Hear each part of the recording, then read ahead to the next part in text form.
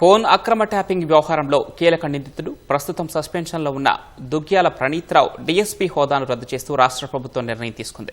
డీఎస్పీగా పదోన్నతి పొందిన అనంతరం ప్రొబేషన్ కాలంలో విధుల దుర్వినియోగానికి పాల్పడిన నేపథ్యంలో ఈ నిర్ణయం తీసుకున్నట్లు వెల్లడించింది. దీంతో గతంలో ప్రణీత్రావుకు కల్పించిన యాక్సిలరేటెడ్ పదోన్నతిని రద్దయినట్లయింది. ఇకపై ఆయన ఇన్స్పెక్టర్గానే కొనసాగనున్నారు. కేవలం ఫోన్ అక్రమ ట్యాపింగ్కు పాల్పడినందుకే ప్రణీత్రావును అందలం ఎక్కించారనే విమర్శలు అప్పట్లో వెల్లువెత్తాయి. ప్రణీత్రావు ఎస్ఐ హోదాలో 2016 అక్టోబర్ 24న స్పెషల్ ఇంటెలిజెన్స్ బ్రాంచ్ ఎస్ఐబికు బదిలీ అయ్యారు. 2023 డిసెంబర్ 13 వరకు పనిచేశారు. అక్కడ ఉన్నప్పుడే ఇన్స్పెక్టర్గా యాక్సిలరేటెడ్ విధానంలో డీఎస్పీగా పదోన్నతి పొందారు.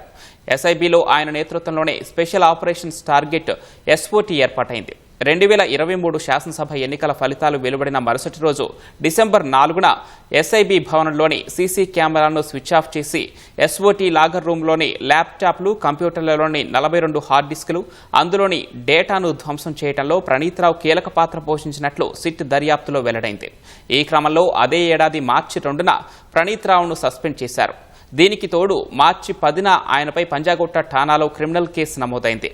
12న అరెస్టు చేసి జైలుకు పంపారు. ఈ నేపథ్యంలో పదోన్నతి రద్దు చేయాలంటూ డీజీపీ ప్రభుత్వానికి నివేదిక పంపారు. ఈ నివేదిక ఆధారంగా ప్రణీత్రావు డీఎస్పీ పోస్టును రద్దు చేశారు.